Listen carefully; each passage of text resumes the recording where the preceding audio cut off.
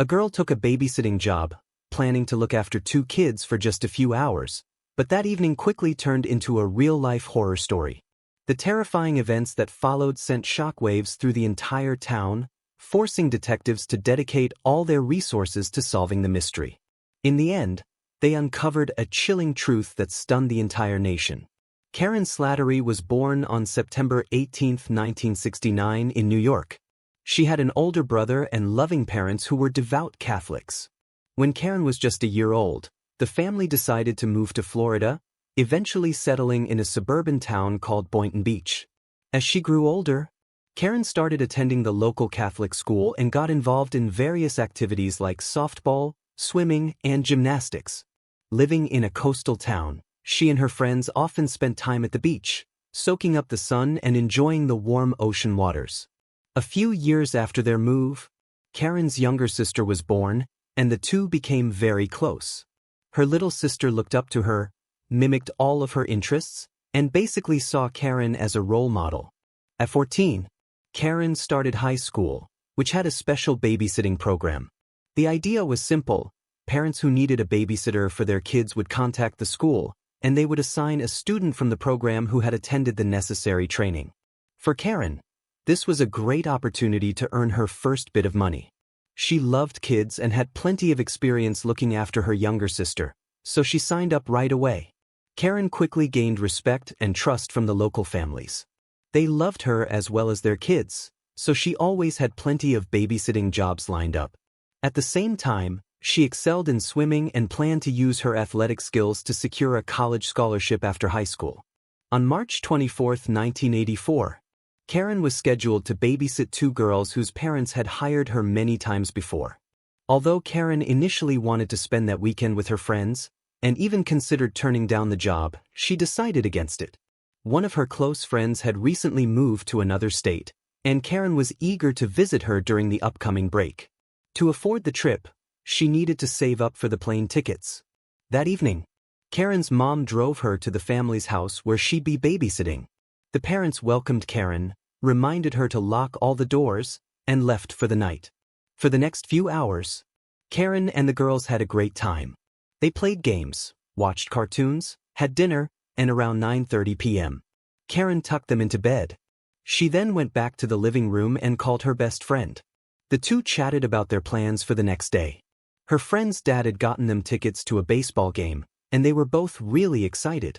After that call, Karen rang up another friend who was also babysitting that night.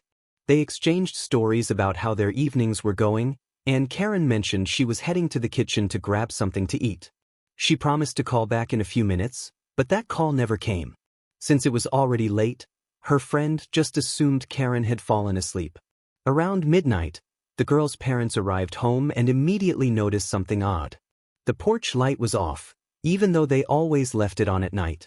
Inside, the house was completely dark, and even the TV was turned off. As they approached the front door, they realized it wasn't locked.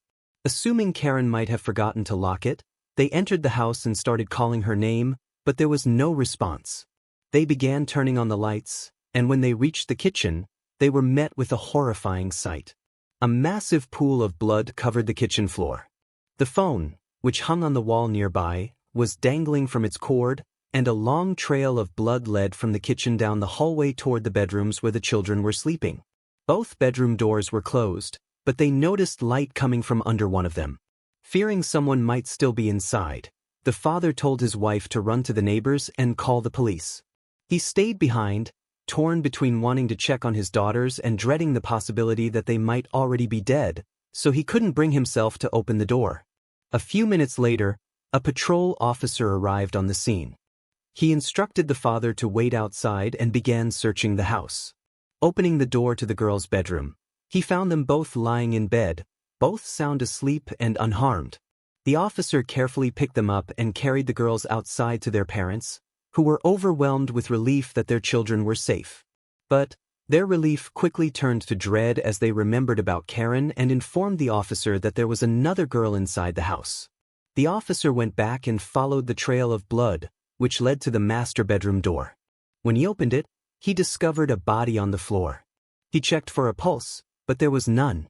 While he was in the room, more police officers and an ambulance arrived at the scene. Investigators quickly identified the victim as Karen Slattery. Her clothes were partially missing, suggesting a possible assault, and a towel had been placed over her face. Her body showed multiple injuries consistent with stab wounds. After Karen's body was taken away for further examination, detectives began searching the house for clues. They noticed that a window in the living room was open and the screen had been cut.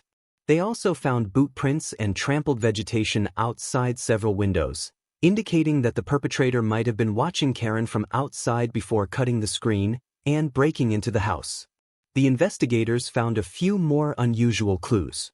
In addition to the boot prints, there were also barefoot tracks on the ground as well as inside the house. This suggested that the perpetrator had removed their boots before entering. During their conversation with the homeowners, police learned that Karen always locked the front door when she was babysitting. Given that the door was unlocked when they returned, the detectives realized the killer might have exited through it after the attack. As for the open window, the homeowners explained that they had left it open before leaving because the weather was cool and fresh that day. Realizing that their action might have allowed the killer into the house, they were both shocked and began blaming themselves for Karen's death. The police also discovered bicycle tracks in the yard, indicating that the killer had likely arrived on a bike and used it to flee the scene. They managed to follow the tire tracks to the main road along the coast, but the trail ended there. Forensic experts attempted to take casts of the bare footprints, but they were all smeared. They also couldn't find any foreign fingerprints anywhere in the house, which was highly unusual. From the evidence in the bathroom, it appeared that the perpetrator had taken a shower, yet even there, no fingerprints were found. Investigators believe the attacker struck Karen while she was standing by the phone in the kitchen. Nearby, they found a bloodied hammer, which might have been the initial weapon. No knife matching the wounds on the victim was found in the house, indicating that the killer had likely taken it with him. The hammer, it turned out, was taken from a cabinet inside the house, suggesting that the killer had searched for it before attacking Karen. He had also taken a pair of women's gloves from the same cabinet, which he probably took with him when he left. No other items, including valuables, were missing from the home, which cast doubt on the idea that it was a robbery gone wrong. The medical examiners found 18 stab wounds on Karen's body, which were determined to be the cause of death.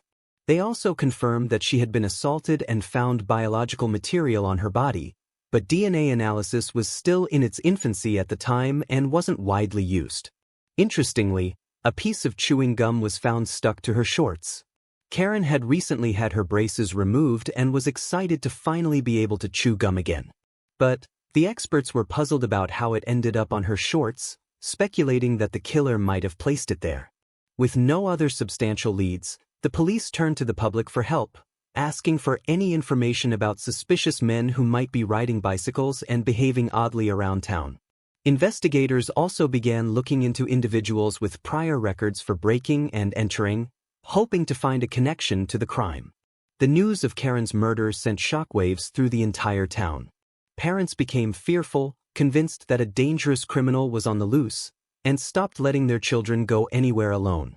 The school's babysitting program also underwent a major overhaul.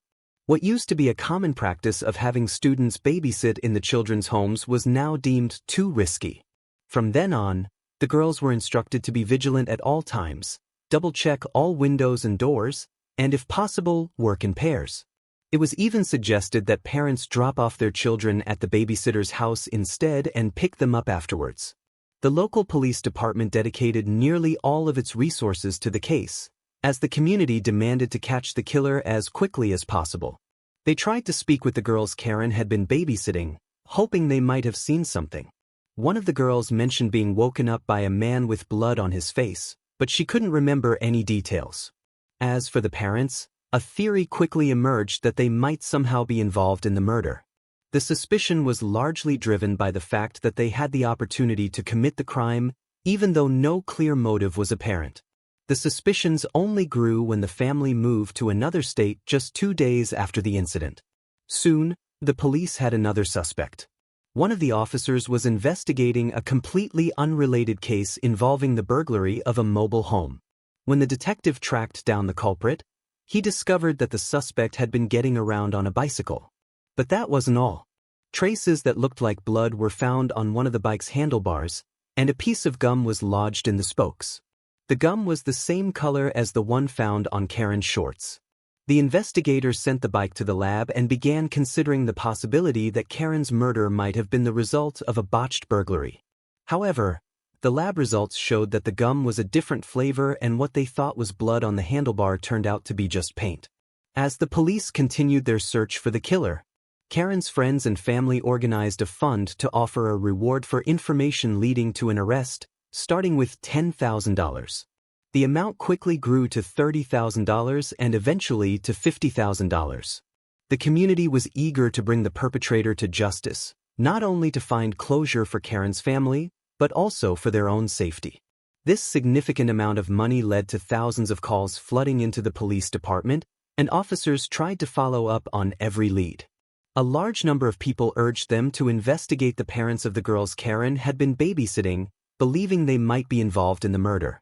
Eventually, the detectives had to make a public statement, clarifying that the parents were not considered suspects and that their alibi had been thoroughly verified. Not long after, a woman living just a few streets away from the crime scene contacted the police with a rather strange story. She said that she had returned home to find drops of blood on the floor and a note addressed to her nephew. Investigators reached out to the nephew, who confirmed the woman's account. According to him, the note was from his 22-year-old friend, who had a criminal record and had left the state the day after Karen's murder. Detectives tracked down the man in Ohio, where he admitted that he had indeed written the note and slipped it through the mail slot at the woman's house. But he claimed he didn't see any blood and insisted that he had nothing to do with the murder. He agreed to provide a DNA sample and undergo a polygraph test. During that test, the operator flagged several of his answers as deceptive, but the man continued to deny any involvement in the crime. In the end, with insufficient evidence to make an arrest, the police had no choice but to continue their investigation. Around this time, the county police department received a new expensive device that could detect fingerprints with 10 times the efficiency of older technology.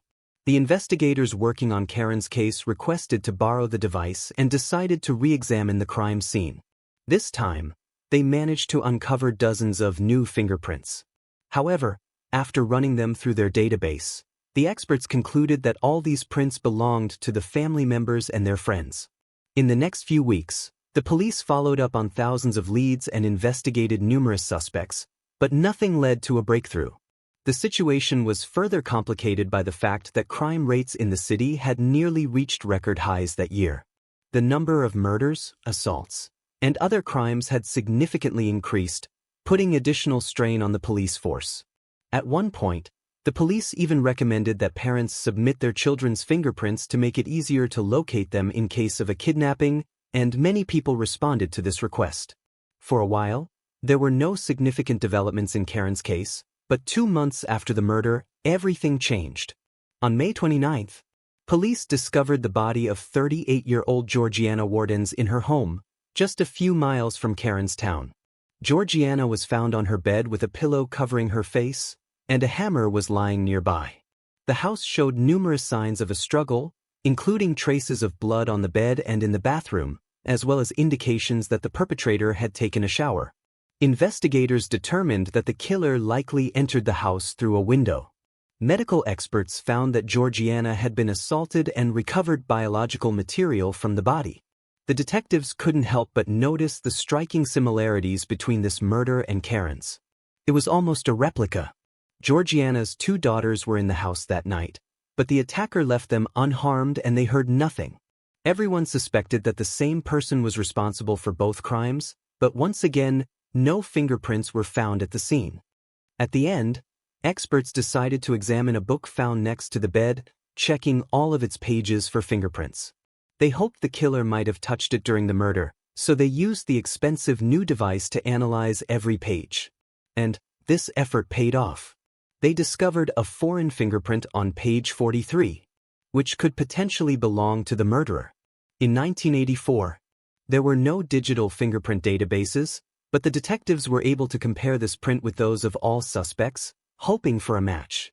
They also uncovered another possible link between the murders of Karen and Georgiana. It turned out that one of Karen's friends had been babysitting her children just days before the murder. Detective Kevin McCoy began to consider that the elusive killer might be connected to other cases that weren't immediately obvious. The perpetrator's ability to avoid leaving fingerprints and evade witnesses suggested significant experience with such crimes. McCoy then recalled an unusual case he had been assigned a month before Karen's murder in Boca Raton. An unknown man had broken into a woman's bedroom, struck her several times with a heavy object, removed her clothing and ring, and then simply left. The woman survived, but the injuries resulted in severe brain damage. Detective McCoy suspected that the same perpetrator might be responsible, but unfortunately, the victim was unable to recall any details about the attacker. As McCoy continued to search for connections to other cases, he came across another intriguing incident. On May 22, 2 months after Karen's murder, a woman was returning home with her son around 2 a.m. To their surprise, they saw a man removing the security screen from their window and attempting to break into the house. The woman's son chased the man, who tried to escape on his bicycle. Although the cyclist managed to briefly evade capture, the son eventually tackled him. The struggle was short, but the man managed to break free and escape by jumping into a canal, disappearing from view. In his haste, the man left behind not only his bicycle, but also his sneakers, which were found under the window. It appeared he had removed them before the homeowners returned. 2 days later, a woman in the same town woke up to a heavy blow to her head and screamed. When she opened her eyes, she saw a man running out of her bedroom. That same evening, a man burst into another woman's bedroom and began threatening her. The woman screamed loudly, which apparently scared off the intruder. He simply turned and left. 4 days later, a similar incident occurred. An unknown man broke into another woman's home and frightened her, causing her to scream. The attacker left the house, stumbled, and fell into her pool before fleeing.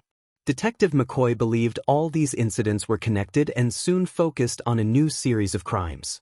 Over the past few months, several female students from a local university reported a man exposing himself on campus and breaking into their dorms.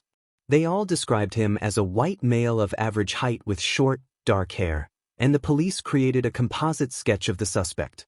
McCoy took this sketch and began examining a large book of mugshots of individuals who had been charged with sexual offenses. As he carefully studied each face, one of them caught his eye. It looked just like the sketch. He pulled that photo out, mixed it with a few others, and then showed them to one of the students who had seen the suspect. Without hesitation, she pointed to the man she recognized. The man was 23-year-old Dwayne Owen, who had a lengthy criminal history ranging from theft to public indecency and other offenses. This was enough to get a warrant, but there was a catch. The detective had no clue where Owen was. McCoy put out a citywide alert, sending his photo to every cop in the area. A few days later, an officer was patrolling the streets when she noticed a man who looked strikingly similar to Owen. She asked for his identification, and he presented a military ID under the name Dan Brown. The officer suspected that the ID might be fake because the man looked so much like Owen's mugshot. So, she decided to arrest him and take him in for questioning. After running his fingerprints against those on file, it was clear this was Dwayne Owen. This allowed authorities to charge him with using a false ID, which led to his imprisonment while they focused on linking him to the murders and assaults. During interrogation, Owen admitted that the sneakers and bicycle found in the crime scene where he had tried to enter a house through a window belonged to him. He also confessed to several burglaries, but continued to deny any involvement in the murders. At the time, it was still not possible to match his DNA with the biological material from the crime scenes because the technology wasn't there yet. Detectives questioned Owen for hours. He clearly enjoyed the process, often speaking in riddles and sometimes answering their questions in poems. When asked directly if he had killed anyone, he simply said, yes, but didn't provide any details. Interestingly, when they asked him how many people he had killed, he remained silent. Instead, he drew the number 2 on the table with his finger. The man also bragged to the detectives that he knew criminology inside out and could commit crimes without getting caught, but he overlooked one crucial detail. Authorities had requested a comparison of his fingerprints with those found on one of the pages in Georgiana's book, and they finally made a breakthrough. The fingerprints matched. When detectives returned to the interrogation room and informed Owen that his fingerprints had been found at one of the crime scenes, Owen responded with a smile, saying, "I must have touched that stupid book lying on the bed." Soon after, Owen began to talk, confessing to all the details of this crime. He described how he wandered the streets looking for a house with a potential victim, broke in, and carried out the murder, giving detailed accounts of Georgiana's killing. One of the most chilling details was that Owen had brought a clean set of clothes and left them on his bike, planning to change after the crime. But, despite this confession, Owen continued to deny involvement in Karen's murder, and the police still didn't have any evidence to link him. So, one of the detectives decided to bluff.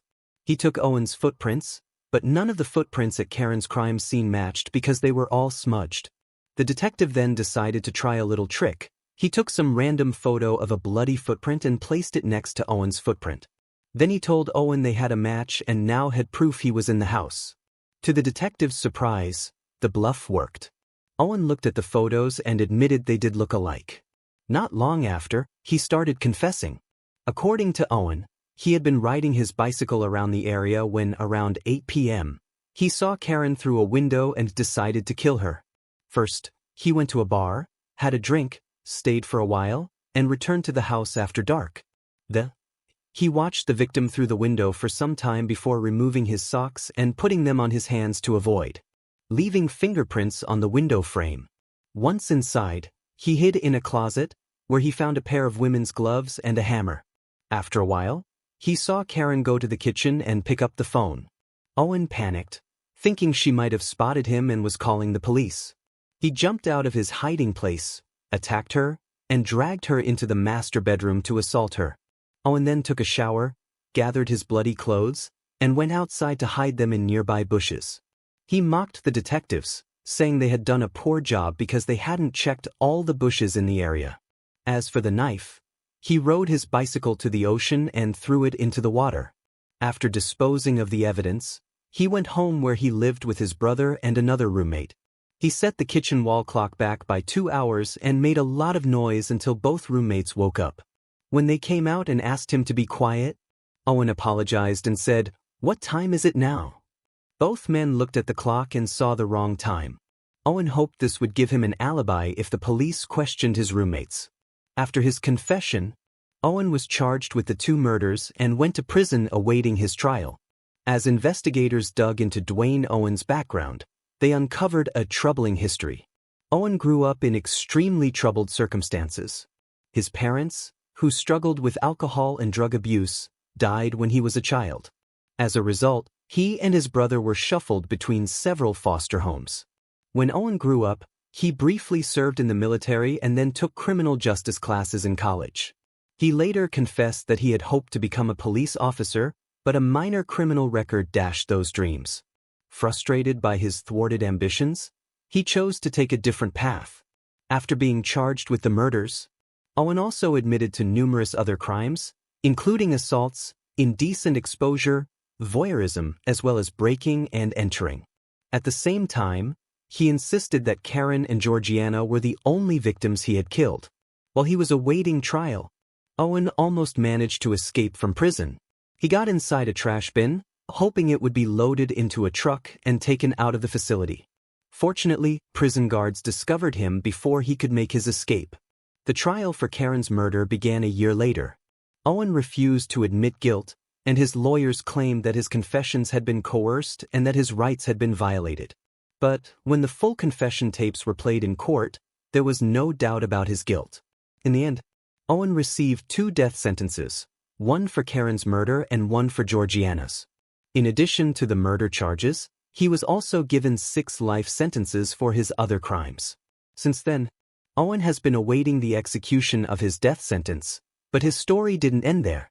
Owen soon filed an appeal in Karen's case, arguing that his right to remain silent had been violated. He pointed to the fact that during interrogations, he repeatedly said, "I don't want to talk about this," but the police continued to question him.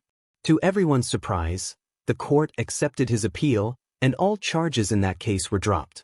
The prosecution appealed this decision, and after 7 years, Owen was granted a new trial, which again resulted in a death sentence. Since then, Owen has been in prison awaiting execution. As is often the case, there was a long delay between the sentencing and the actual execution, and this case was no exception. Owen's execution was scheduled for June 15, 2023, nearly 39 years after the murders. Karen's younger sister came to witness the death of her sister's killer. She wanted to look Owen in the eyes, but he kept them closed until the very end. It's worth noting that Karen's sister chose a career in law enforcement and became a sheriff. She has said that after Karen's murder, she suffered from insomnia and decided that if she couldn't sleep, she might as well be doing something useful. Share your thoughts on this story in the comments section and don't forget to press the like button if you enjoyed my video. Thank you for watching.